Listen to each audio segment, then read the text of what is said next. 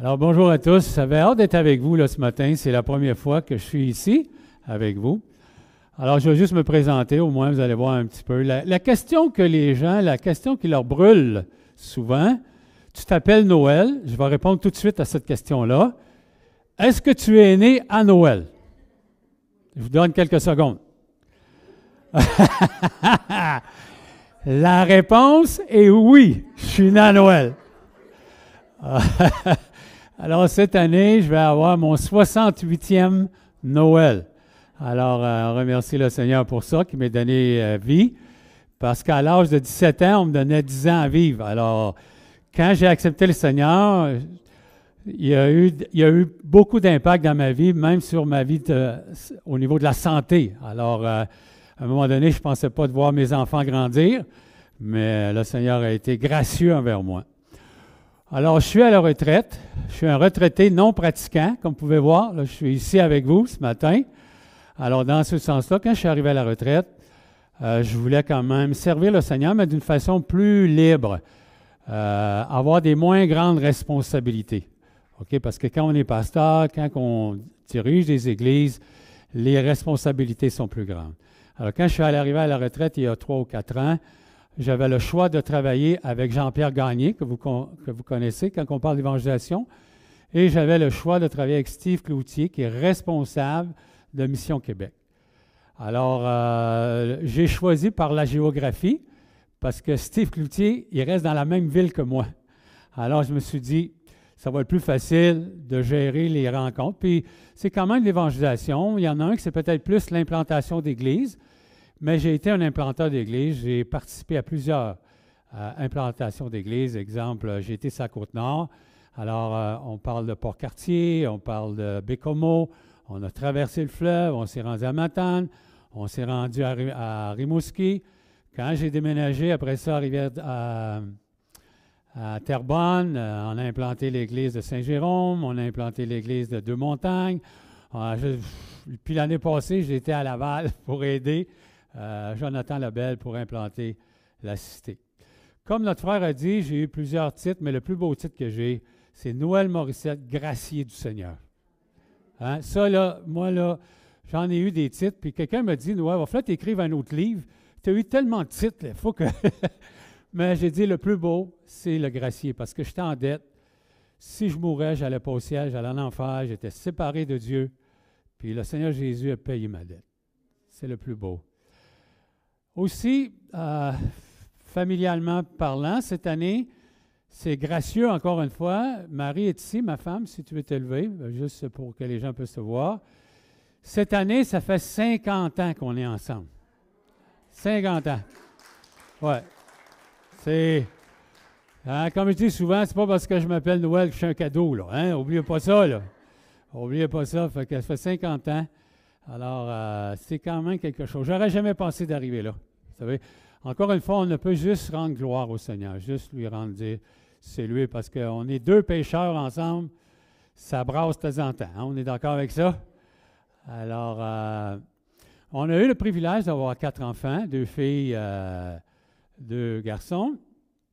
On a eu 6 petits-enfants. Alors, voyez-vous, là, à 17 ans, on m'avait dit que je ne pourrais pas dépasser 27. Puis, c'était pas mal sûr parce que ma mère est morte à 27 ans. OK? Fait que moi, là, j'étais quand même convaincu là, que je ne dépasserais pas ça. Alors, j'ai eu le privilège d'avoir mes enfants. J'ai eu le privilège d'avoir mes petits-enfants. 6. Puis là, j'ai eu le privilège d'avoir mon arrière-petit-fils. Alors, vous pouvez m'appeler Pépin Noël. Hein? Je suis rendu là, là.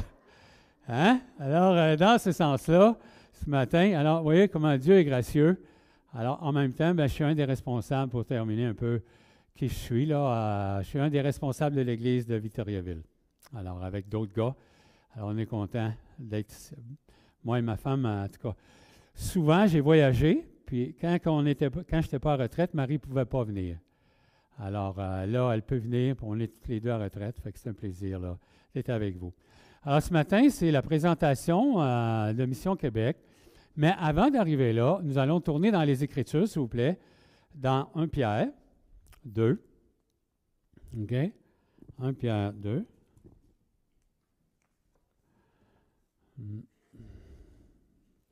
Alors ce matin, c'est Dieu continue à bâtir son Église au Québec en 2024. C'est important de réaliser cela. Ouais. Alors, vous savez qu'il y a plusieurs images quand même de l'Église. Alors, on peut avoir l'édifice, le corps, la famille, mais ce matin, je vais prendre la maison spirituelle. Puis ce qui est très intéressant, c'est que l'apôtre Pierre va utiliser un langage de l'Ancien Testament. C'est sûr que si on n'a jamais lu l'Ancien Testament, c'est un peu difficile à comprendre, mais il est clair que notre auteur, qui est Pierre, va vraiment utiliser cela. Alors, si on va commencer à lire au verset 4, si vous voulez bien. Alors, ceci, « Approchez-vous de lui, pierre vivante, rejetée par les hommes, mais choisie, précieuse devant Dieu. Et vous-même, comme des pierres vivantes, édifiez-vous pour former une maison spirituelle, un saint sacerdoce, afin d'offrir des victimes spirituelles, agréables à Dieu par Jésus-Christ. Car il est dit dans l'Écriture, « Voici, je mets en Sion une pierre angulaire, choisie, précieuse. Celui qui croit en elle ne sera point confus. L'honneur est donc pour vous qui croyez.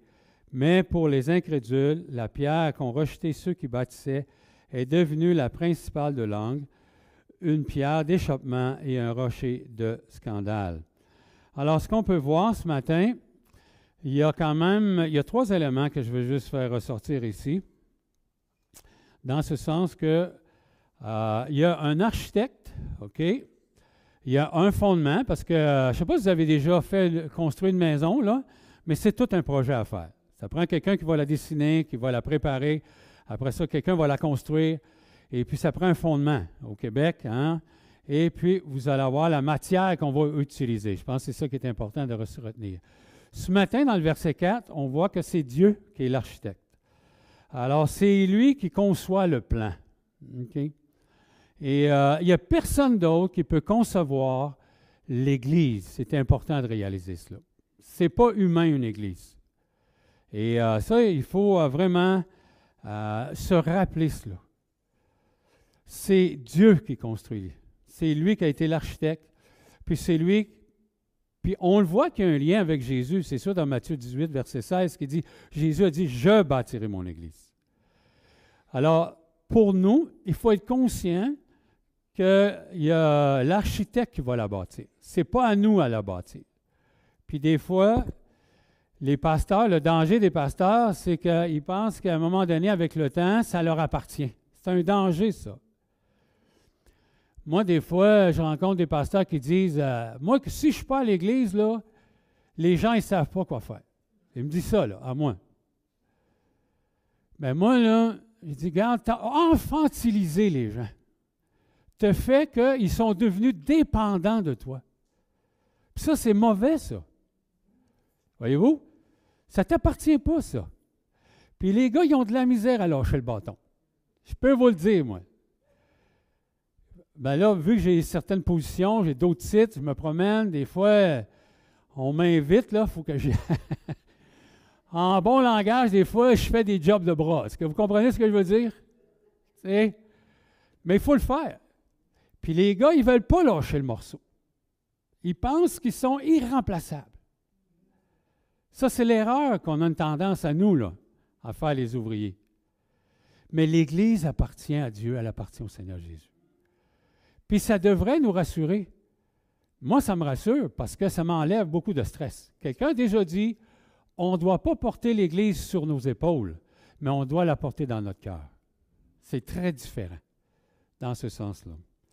Alors aussi, ce qui est très intéressant comme deuxième point, comme vous avez pu voir, il y a un fondement à cela. Le fondement est très important de voir que c'est... Attendez, je vais juste... Mes petites pages sont mêlées ce matin. Alors ici, le fondement, c'est au verset 6 et 7. Il y a, si vous regardez, car il est dit dans l'Écriture, « Voici, je mets en Sion une pierre angulaire, choisie, précieuse, celui qui croit en elle ne sera point confus. » Il est très clair que l'Église a un fondement, comme une maison quand on la construit. En bon français, on dit ça prend une footing. Est-ce que vous comprenez ce que je dis là? Quand on construit une maison, mais en français, c'est la semelle. On met la footing, on met le solage, puis après ça, on met la maison. Et ça, c'est le Seigneur Jésus. Il n'y a pas d'autre personne qui peut... Regardez, ça fait 2000 ans que ça existe. Si ça serait le fondement sur un homme, ça ferait longtemps que ça serait détruit. Ça ferait longtemps que ça serait là sur les tablettes. Puis non. Alors, c'est vraiment l'idée de fondement du Seigneur Jésus. C'est pour ça, encore une fois, on doit là, se rappeler qui on est, puis se rappeler qui il est. Tout le temps. Et puis, le Seigneur aussi, ce fondement-là, il va perdurer jusque dans l'éternité.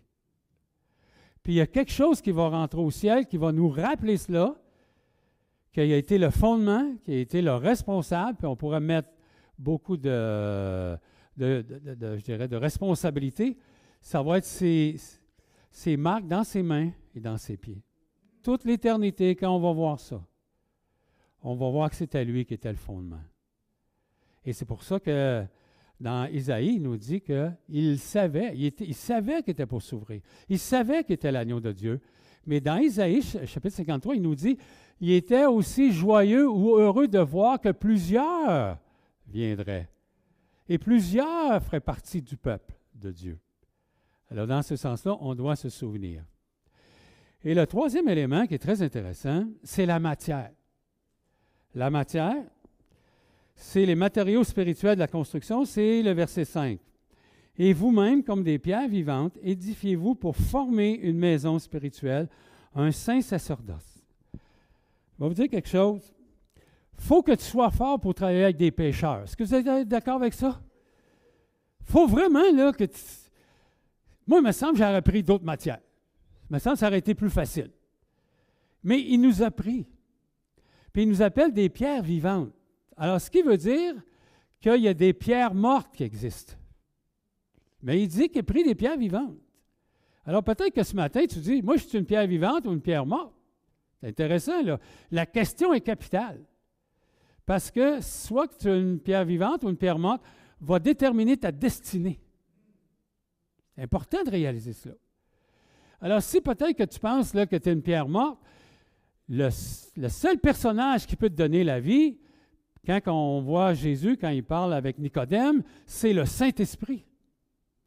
Ce matin, si tu n'es pas sûr, bien, pour devenir une pierre vivante, il faut reconnaître notre nature, il faut reconnaître qu'on est séparé de Dieu par notre nature. Tu sais, quand les gens ils disent, moi, là, quand je vais... Tu sais, le gars en haut, là, hein, je ne sais pas si vous avez déjà entendu cette expression. Le gars en haut, quand je vais le rencontrer, je vais m'arranger avec lui. Je ne suis pas si sûr que ça, moi, qu'il va s'arranger, moi. Ou d'autres qui disent, ben là, moi, là, écoute bien, là, j'ai du temps encore en masse. Hein? Moi, je dis, regarde, là, moi, je prends souvent l'exemple de Gilles Villeneuve, là. Pas le fils, mais le père. Puis il y en a qui me disent, ben là, moi, quand je vais arriver proche de la mort, là, quand je vais être sur mon lit de mort, là, mais quand Gilles Villeneuve il est sorti là, de sa Formule 1, pour ceux les plus vieux, là, il est sorti à 172 000 à l'heure. Puis il est rentré dans la clôture. Penses-tu qu'il a eu le temps là, de dire ah, je vais arranger ça avec lui? Il n'y a pas eu de temps. Pas de temps. Alors, c'est important de réaliser cela.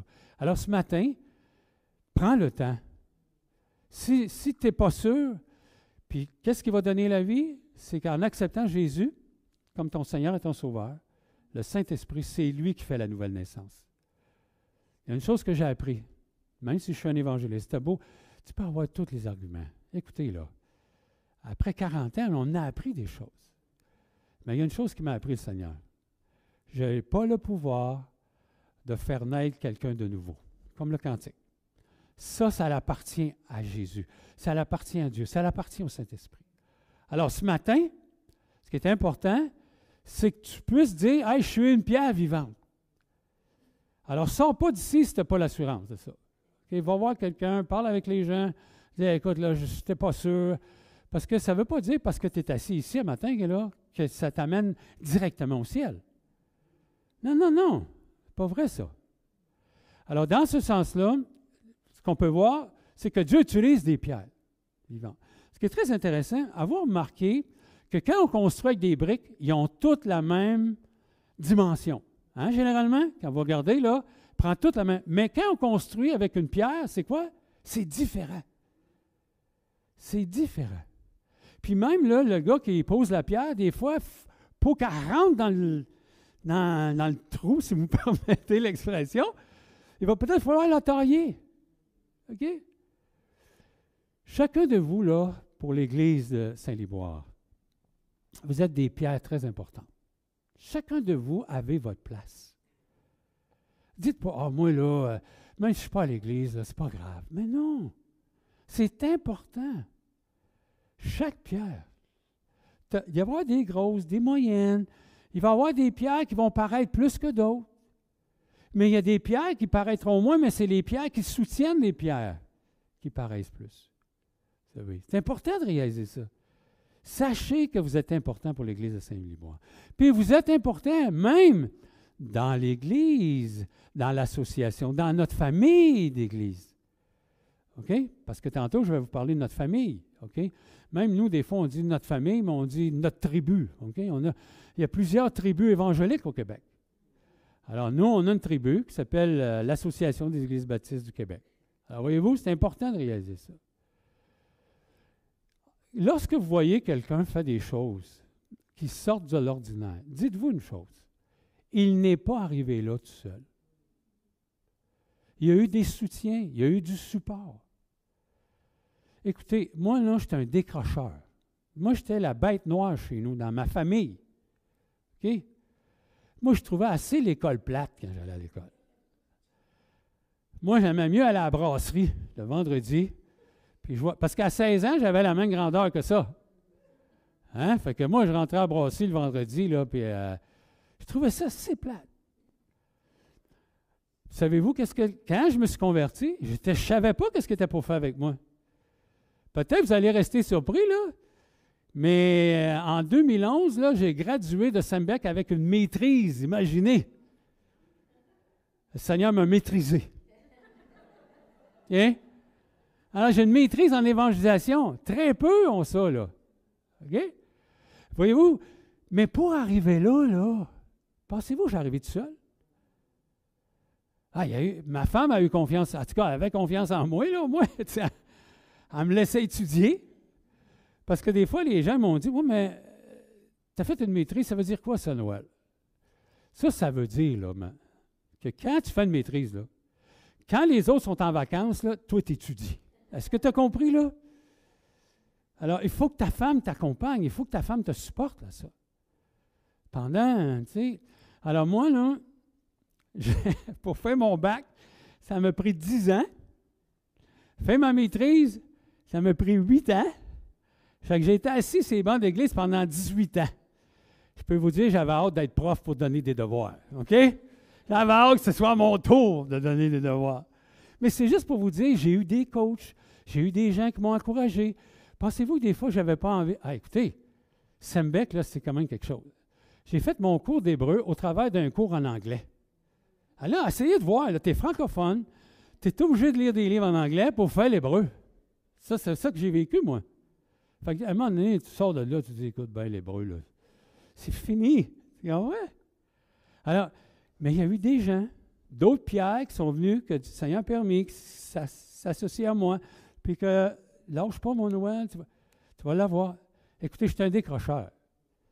Fait que quand François Picard est venu me voir, hey, Noël, moi, je te verrais bien comme prof d'évangélisation à Sembec. Je me suis mis à rire. Tu sais, je dis, écoute, t'es un décrocheur, François. Non, j'ai confiance en toi. Mais il ne m'avait pas dit qu'il fallait choisir une maîtrise en m'en allant, là. Il ne m'avait pas dit ça, là.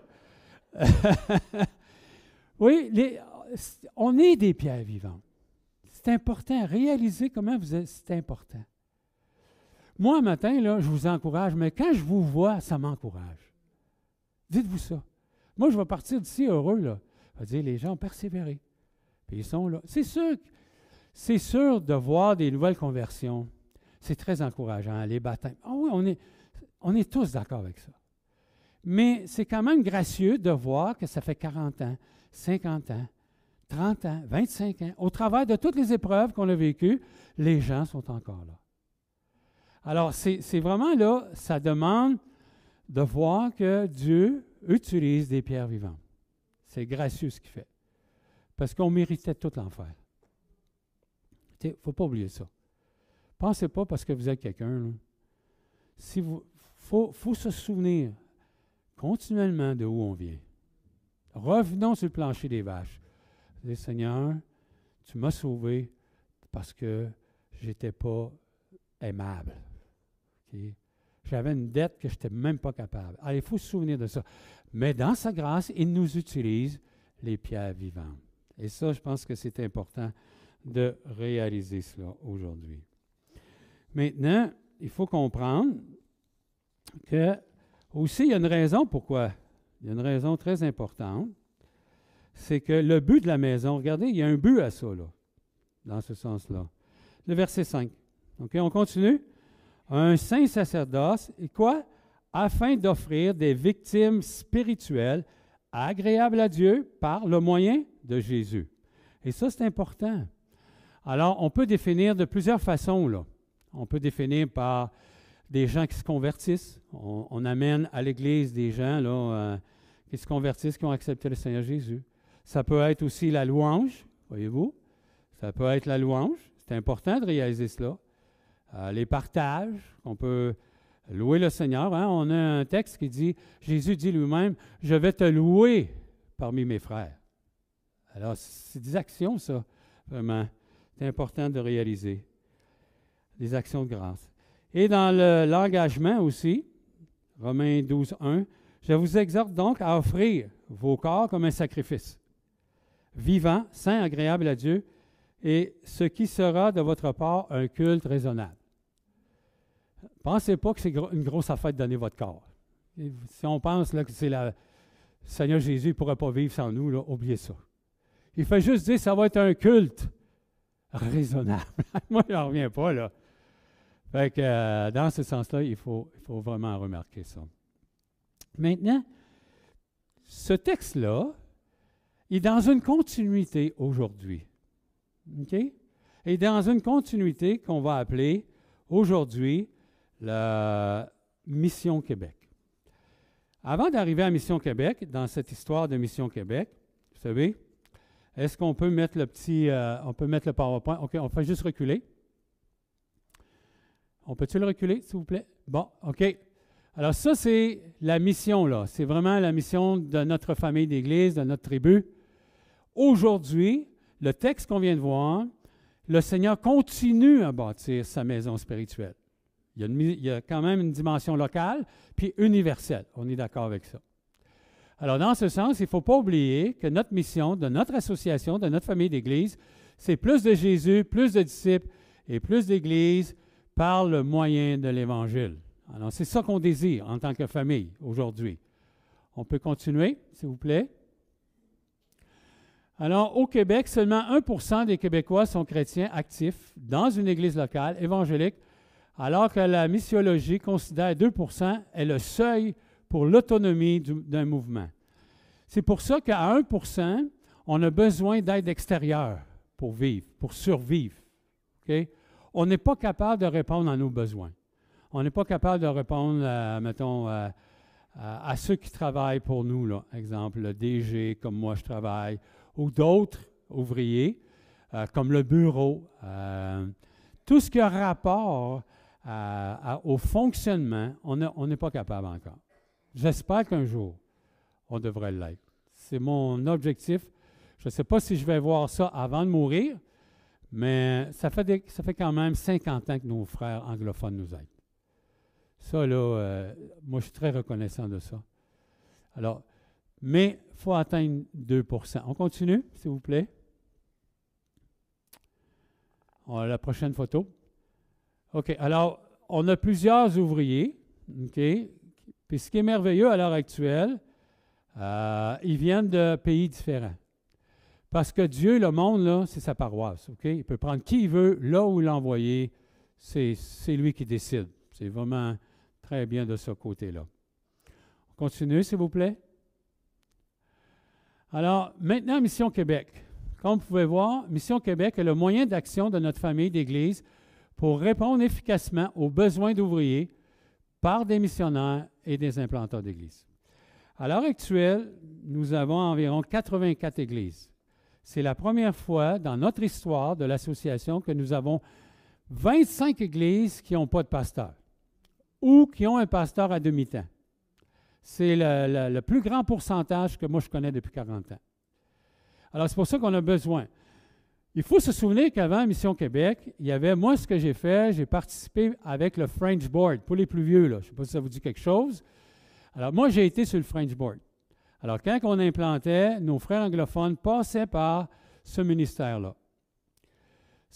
Alors, dans ce sens-là, c'est important de réaliser que ça fait au moins entre 10 et 15 ans, si je ne me trompe pas, peut-être 20 ans, je ne sais plus, qu'il n'y avait pas une personne que moi je fais, parce qu'avant ça, dans les années 70, 80, 90, on avait quelqu'un qui se promenait dans les églises, qui partageait les besoins,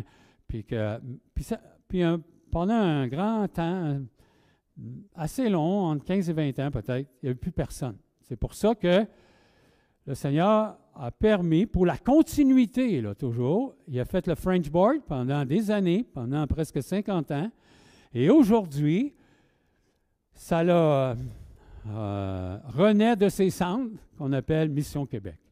Dans ce sens-là, vous voyez, il y a 3 objectifs. Si vous voyez un peu, ça dépend où ce que vous êtes. Vous êtes à droite, c'est le porte-voix. Qu'est-ce que ça veut dire? C'est Mission Québec qui fait de la publicité partout où elle passe, comme je fais ce matin. Puis on a des gens qui font de la publicité dans d'autres pays. OK? Alors, comme Steve Cloutier, il était en Colombie dernièrement pour rencontrer les associations évangéliques. Et dans ce sens-là, c'est le porte-parole. La tour de contrôle. Ce qui veut dire, s'il y a des gens qui sont touchés un peu partout dans le monde, ou même au Québec, parce qu'on n'a pas juste des gens de l'extérieur, mais on a des gens aussi au Québec, des jeunes, OK, qui veulent s'introduire dans le ministère à partir de Mission Québec, on doit gérer ça, là. Fait qu'on prend soin d'eux autres. On les rencontre, on regarde leurs besoins physiques, émotionnels, ils posent des petits tests, on regarde voir les sous, qu'est-ce qu'ils ont besoin comme budget. Alors, c'est important de réaliser cela. Voyez-vous? Alors, et l'implantation. Et ce qu'on aime, comme vous avez pu voir, surtout, je regarde là, plusieurs ont connu les années 70 ici, fait qu'on avait l'implantation, là, on ne fournissait pas, là. Vraiment, on apprenait sur le tas, malheureusement.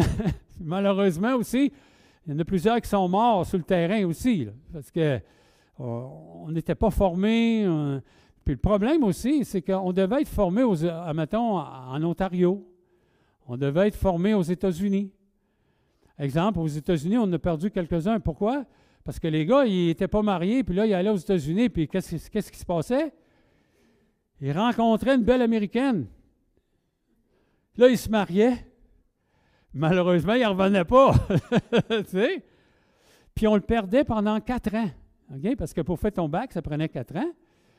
Alors, tandis c'est pour ça que nos missionnaires ont pensé à avoir notre propre séminaire pour que les gars, comme moi, restent au Québec. Parce que le gars, il part 4 ans, il revient, il est déconnecté de l'Église locale là, pendant 4 ans. Il ne faut pas se cacher de ça, là. Alors, dans ce sens-là, alors, on croit toujours à l'implantation. Mais à l'heure actuelle, ce qu'il va faire, ou ce qu'on va... on va surtout parler d'ouvriers par des missionnaires. Ce qui veut dire, on a besoin des gens de l'extérieur pour combler justement le vide dans ces églises-là, ou pour remplacer aussi des gars qui ont rendu un certain âge, qui vont prendre leur retraite bientôt. Okay? Alors, vous êtes privilégiés, vous avez M. Belval avec vous, mais il y a plein d'églises là, qui n'ont pas ça. Là. Okay? Alors, on remercie le Seigneur pour M. et Mme Belval qui soient avec vous. C'est merveilleux, ça. Alors, mais quand vous êtes dans une église qui n'a pas d'ouvriers, ça devient difficile. Puis, ce qui arrive aussi, c'est stressant pour certains, parce que les gars, ils travaillent, ils ont une famille, puis ils gèrent l'église. Là, bon, vous dire quelque chose, là, c'est quand même, c'est pas évident là, de voir ça. Aussi, Dieu permet, le Brésil, il y a un réveil au Brésil à l'heure actuelle. Le Brésil contient environ 240 millions de personnes. Alors, on est en train de développer une filière brésilienne au Québec. C'est incroyable. Là, les Brésiliens arrivent là, de plus en plus. Fait qu'ils remplacent, puis on est super contents. Puis les Brésiliens, bien, ils parlent le portugais. Alors, le français, c'est rapide. Ils apprennent rapidement le français. Mais je peux vous dire, essayez d'apprendre le portugais aujourd'hui, là, vous. C'est pas évident. OK? Alors, ce qu'on vise, c'est dans ce sens-là que plusieurs, maintenant, on a Eduardo, qui est à l'Église de Jésus. On a André Constant de l'Église de Hall qui a pris sa retraite. Puis ils viennent de d'autres pays. Là. Elle, sa femme, elle est de la Corée du Sud. Lui, je ne suis pas sûr si c'est un malgache. Là, mais alors, on a plusieurs là, personnes qui viennent de d'autres pays, puis qu'ils puissent prendre la place à ce moment-là. On continue, s'il vous plaît. Alors, ce qui est très important, ce qu'on encourage les gens, c'est la prière. OK? Il faut s'unir là, pour prier. Encore une fois. Et puis, on encourage, ce qu'on veut, c'est développer un mouvement de Luc 10, 2. Okay. Alors, la moisson est grande, mais il y a peu d'ouvriers. Priez donc le maître de la moisson d'envoyer des ouvriers dans sa moisson. Ce qu'on veut encourager, c'est que Luc 10, 2, c'est qu'on veut que vous preniez vos cellulaires, puis vous allez mettre 10 heures 2. C'est ça qu'on veut. On veut créer un mouvement. OK? Quand vous mettez la sonnerie à 10h02, ce qui veut dire, à chaque fois qu'à 10h02, ça va arriver, ça va sonner. Puis là, vous priez pour les ouvriers. On veut développer au Québec, au Canada, on veut développer vraiment un mouvement de prière. Okay? C'est important de réaliser cela. Aussi, comme vous pouvez voir, il y a un QR. Vous pouvez prendre votre cellulaire, prenez une photo. Vous allez voir, il y a un petit rectangle jaune. Okay? Vous allez peser ce petit rectangle, ça va vous amener à un endroit que si vous voulez avoir la liste de prières, on a besoin de cela, vraiment. OK? Je sais que des fois, là, on a de la misère un petit peu avec ça. Moi-même, le premier, je dois vous avouer. Alors, le QR, prenez une petite photo, vous allez voir le petit rectangle, vous pesez là-dessus, puis ça va vous amener à dire, moi, je vais avoir la liste de prières. Parce qu'on a vraiment besoin. C'est le Seigneur qui peut faire ça. Là. Ça vient de lui. Alors, dans ce sens-là. Est-ce que ça va pour ça? C'est bon? On continue? Alors, le projet qu'on a cette année, c'est Azugaray et Teresa. On est en train de les introduire, imaginez, à Rivière-du-Loup. Là. C'est quelque chose, là. OK? Parce qu'on n'a pas de pasteur, on a juste un pasteur par intérim, qui est François Vermette, si vous le connaissez. François va bientôt terminer. Alors, qu'est-ce que ça veut dire en pratique, ces gens-là? Ça veut dire, le projet, c'est qu'ils ont 2 ans pour s'introduire. Alors, qu'est-ce que ça veut dire? C'est qu'ils doivent apprendre le français et la culture. OK? Ils ne peuvent pas être pasteurs avant 2 ans. Ben, de toute façon, disons, ils ne comprennent pas le français, fait que il ne fera pas grand-chose là. Là. C'est bien beau de dire, là, il va être pasteur, mais on l'appelle pasteur missionnaire. Il va s'introduire. OK? Alors, vous pouvez vous imaginer, il part du Brésil. Et il y en a qui partent du Brésil, il fait toujours 30 là-bas, puis il y en a qui arrivent l'hiver au Québec. Hey, là, c'est moins 30. Il passe de 30 à moins 30, là. Juste ça, moi, je retournerai chez nous. Juste ça. Ouais, je dirais, non, là, je me suis trompé. Tu t'es trompé, Seigneur, moi, là. Hey, écoute, là, ils sont habitués à avoir une température vraiment stable, eux. Alors, dans ce sens-là, fait que vous pouvez vous imaginer, il quitte. Lui, c'est un pasteur. Il y a un réveil, là. Lui, il y a 10 ans, il a commencé une église à 10 personnes. Puis quand il part, quand il est parti, c'est-à-dire, ils sont radiés à 400. Et là, on lui a dit, là, si tu arrives au Québec, là, tu ne vivras pas ça, là. Bien, si tu le vis, on serait bien content. Mais on sait que tu ne le vivras pas, là. Hey, c'est un choix qu'ils font, là. Il quitte, là, il y a un ministère, ce gars-là, là, puis il est dans une église où il y a 2 ou 3 pasteurs, des jeunes, puis tu sais, là, mais Dieu l'a appelé. Dieu l'appelle, puis c'est ça qu'il fait. Alors, François est son coach, François Vermette est le coach du terrain, puis moi, je suis le coach du projet dans son ensemble. Alors, j'ai un contact avec lui juste pour voir ça va-tu bien, qu'est-ce qui se passe, on répond-tu à tes besoins. Alors, imaginez, là, juste ça, là, juste le français, imaginez, nous autres, on n'y pense plus, là, mais tu lui dis, « Hey, c'est Tigidou, Tigidou! » Lui, il te regarde, il dit, « C'est quoi ça? » C'est Tigidou. Ça veut dire, c'est OK, hein? On est d'accord? Vous pouvez vous imaginer, là. Alors, il a commencé le français, le niveau 1. Ils ont fait le niveau 1. Puis là, fin août, septembre, on fait le niveau 2 et 3. Mais il parle déjà bien français. C'est quand même spécial. C'est sûr que les verbes, les pronoms, puis les sujets, puis c'est sûr que c'est un peu mêlé, là. Il n'y a pas de problème avec ça. Mais au moins, il est capable de communiquer. Puis les gens sont super contents. Les gens prennent soin d'eux autres. OK? Alors, dans ce sens-là, alors, un projet comme lui, là, alors, pendant 2 ans, oui, il va participer à l'Église, il peut faire des trucs là, qu'il n'a pas besoin de trop de parler. Est-ce que vous comprenez? Il peut faire le café, il peut faire l'entretien, mais lui, là, ça le fatigue parce que c'est un pasteur, c'est un ouvrier. Puis la chose que je lui répète, il faut que tu relaxes, là, à Zou. Tu es là pour apprendre le français. À Zou, c'est là pour apprendre le français. Puis la culture. C'est Guidou, il faut que tu comprennes ce que le gars va dire.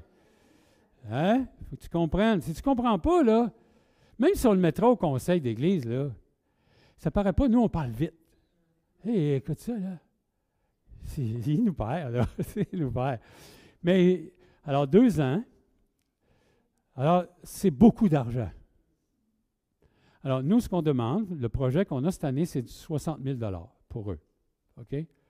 Alors, pendant 2 ans, il va aller à l'école, il va aider l'Église, mais il ne prendra pas la charge de l'Église. Alors, dans 2 ans, là, l'Église va voter, OK? Parce qu'il n'est pas le pasteur. Il est en train de s'introduire comme pasteur missionnaire, puis dans 2 ans, l'Église va voter pour qu'il devienne le pasteur. Alors, ils ont quitté beaucoup, là. Ils ont juste un garçon, puis il est resté au Brésil, lui. OK? Fait que tout ça, là, c'est pas évident, là. Vraiment, moi, je remercie. Je leur dis, moi, de façon ou d'une autre, vous êtes des héros pour moi. Moi, s'il faudrait que je déménage au Brésil, là, puis vous écoutez, là, apprendre le portugais, je regarde ce que vous mangez, je ne suis pas sûr, moi, que je ne suis pas sûr. Hein? Ça prendrait du temps. Alors, vous voyez, là, c'est le projet qu'on a cette année. Alors, on continue. Alors, en participant au fond, puis on sait que le nerf de la guerre, c'est l'argent. On n'a pas besoin, là, moi je suis à l'aise avec l'argent. Okay? L'argent, on en a besoin. Ce n'est pas un trouble. Et puis, c'est le nerf de la guerre. En participant au Fonds de développement, Mission Québec, vous permettez à des ouvriers dévoués de trouver leur place au sein de nos églises, répondant aux besoins du Québec. Okay? C'est important, là. Regardez l'âge qu'on a, là. Moi, je parle pour moi, là. Moi, je vais mourir bientôt, là. Ayez pas peur, là. Quand je dis bientôt, là. Je ne suis pas malade, là. Moi, à comparer à quelques-uns ici, je suis un jeune, là. Okay? J'ai 68 ans. Non, mais je voulais la passer, celle-là, là. C'était trop facile. C'était trop facile, là.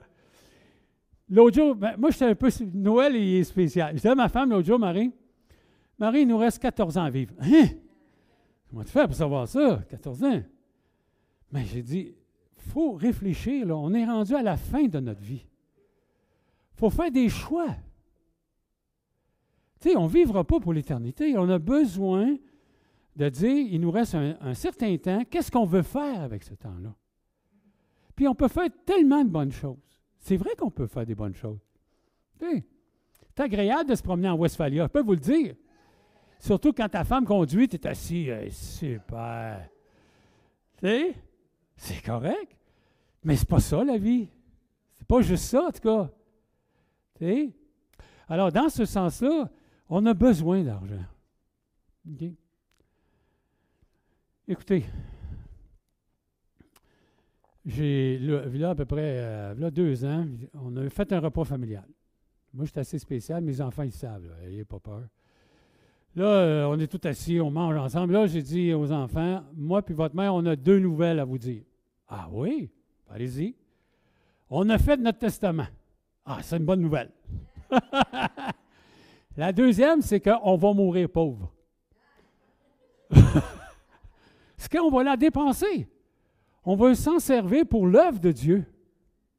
C'est ça qu'on veut. Puis si, regardez, je taquine une des sœurs à Vito.